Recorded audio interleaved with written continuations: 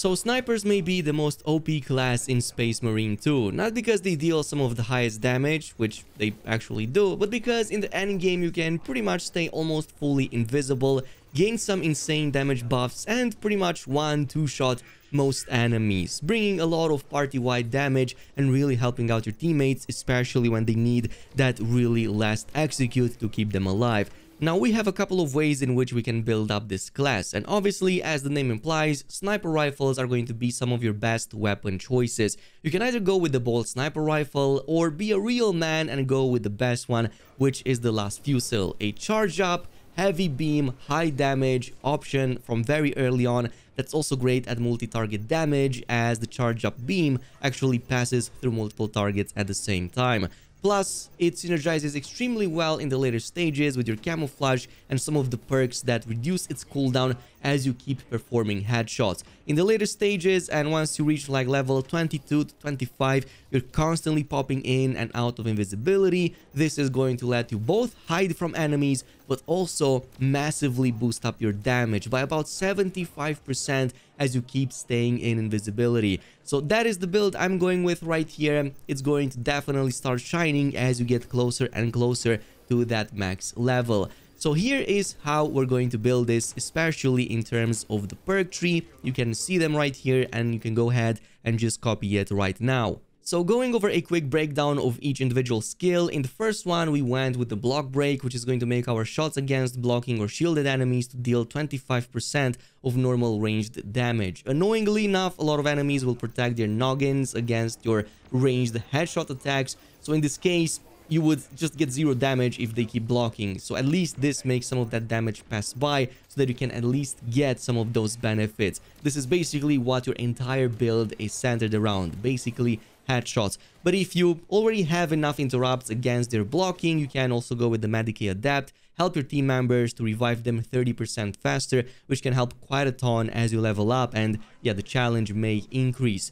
For the next one, we went with the Vantage Point. If you just remain stationary for 2 seconds, this will increase your primary weapon damage by another 20%, which is actually really big, a free 20% increase, and usually you do have enough breathing room to stay in the back and just stand still to gain that buff. Can be especially helpful in boss scenarios when you really want to just take somebody down really fast. Now, if you don't abuse that infinite ammo regen glitch, you can also pick the lethal efficiency, where taking down more than one enemy with one single shot from the last fusil, this restores its charge by 1, and since your beam just passes through everything, including enemies, all behind it, you can pretty much do one single line of headshots if enemies are aligned properly. So you can get some of those charges back and continue pushing until the next ammo cache. Now, in the team category, this is where, yeah, it truly makes the build shine. You can go with the Squad Renewal, which is one of the best abilities in the game overall, because every headshot kill restores ability charge by 10% for any squad member. And yes, that includes you, and that includes your camo cloak as well. This is basically one of the main components of you reducing that cooldown almost entirely and jumping straight into another invisibility almost right away. And this actually couples with the next ability in the gear tree, which is going to be Renewal, which is going to make headshot skill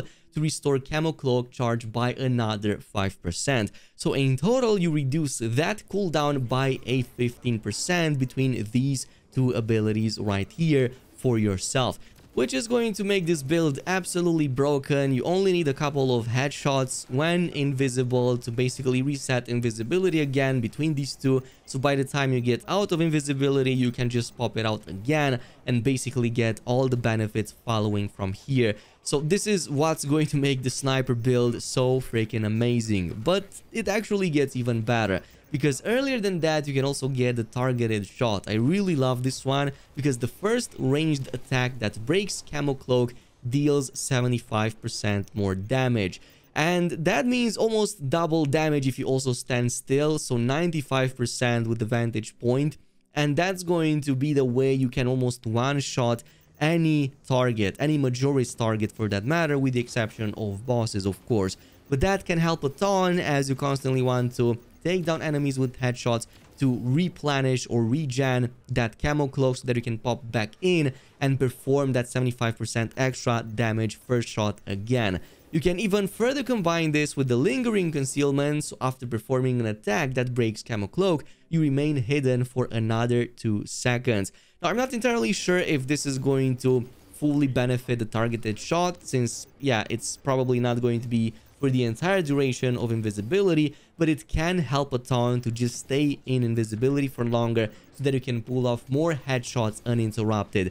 And finally, in the signature category, we went with Emergency Override. I just absolutely love this one. It's basically a cheat death mechanic every 3 minutes that I don't even have to worry about. So when you're about to absolutely get blasted, you're automatically going to pop that Camo Cloak, even if it's already on cooldown. You also get invincibility for 5 seconds, so you can just go in, disengage, or maybe resurrect one of your party mates that may have been downed. This came in clutch so many times. It saved me so many times compared to any other skill. It's absolutely worth it to take.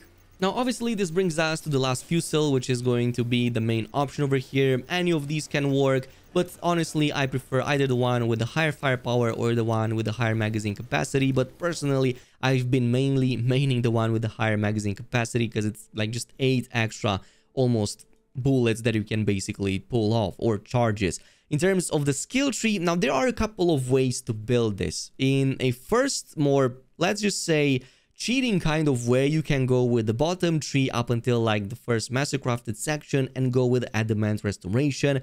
So this doesn't work as advertised. It says that if you drop your health below 30%, your ammo reserve is restored by 25% of the max capacity. However, it is kind of bugged, at least at the time of making this video, to the point that you can just switch to your alt weapon and back to the last Fusil, and it's going to regenerate that ammo infinitely for as many times as you do it by just switching the weapons. So maybe this is going to get fixed really soon, but in the meantime, this can make the build like really OP, as you'd never need any more charges. From this point on, if I were to go with a proper build, you can go up the other tree, go with a Headhunter. There's a couple of them which increase your headshot damage by another 20% between them. Basically, the upper tree over here is the best option for it because of these high headshot damage perks. Plus, of course, by the end of it, you can also make the charge 15% faster. So even if this gets nerfed, eventually you're going to jump in the upper tree anyway, as that's going to be the much better option for this build. Now, for some of the other weapons, let's talk about the combat knife. I absolutely love the way it displays, and I typically go for the one with fencing because it makes perfect parries an absolute breeze. You can literally press them like 1.5 seconds almost before the attack is even about to land, and you're still going to proc that. That is why I went with the Opalian Liberation Alpha. This is the one that I prefer, but you can pick blocking or balance if you want to. It doesn't really matter. But there is one ability over here that is going to make this even better, especially if you want to perform headshots, and that's going to be the Shoulder Bash, which replaces the distance stab with a shoulder bash. Essentially, if you just sprint and then immediately press one melee attack, you're going to do this shoulder bash that is also going to absolutely blast everything in your way. So against small fry targets, it's literally going to let you one-shot them right after this.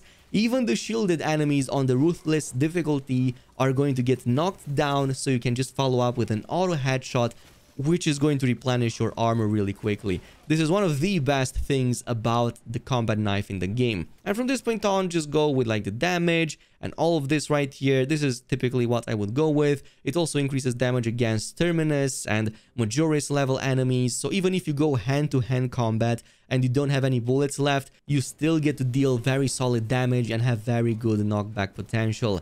And finally, for, of course, our bolt pistol, you can just go with any of these options. Doesn't really matter. I typically go with the one that maybe has a bit higher damage at the cost of a bit of accuracy, but you can also go the other way around if you tend to keep your distance. And here, it doesn't really matter what you're going with. You're going to get all of these bonuses, like perfectly timed dodge. You deal 25% damage for 5 seconds after that. It can really be helpful. Or after a gun strike, your recoil is reduced. Typically the bottom tree right here, which also increases damage, magazine capacity, and like also there's the rapid health at the end here. So when your health is below 30%, if you take down 10 enemies, you're going to restore like another 5% of that health every time you do it, just in case you need it, though it's very difficult to pull it off with the pistol. Now, in terms of downsides, there are a couple. Specifically, the leveling stages are definitely going to be dreadful up until like level 20. You do feel like you're kind of getting carried by other battle classes at that stage. But once you really reach 2021, 22 and get both renewal perks, you're then going to start carrying some of these groups because you're constantly pulling off headshots. And this means they also get an easier time going through enemies, or at the very least have more ways to stay invincible during those finisher animations. Meanwhile, you're just standing in the back and just blasting things away. And even if things do aggro you, you have so many ways to go invisible, pop in a few headshots, go back in invisibility, or just barge in with the shoulder bash from your melee weapon and pop in a bunch of headshots and basically regenerate back. Meanwhile, everybody else may be struggling for their life, but not you. And yeah, that's pretty much it with the build. Let me know down below, do you enjoy the sniper class in Space Marine 2? If not, what other class are you playing? In the meantime, thanks so much for watching, and I'll see you in the next video.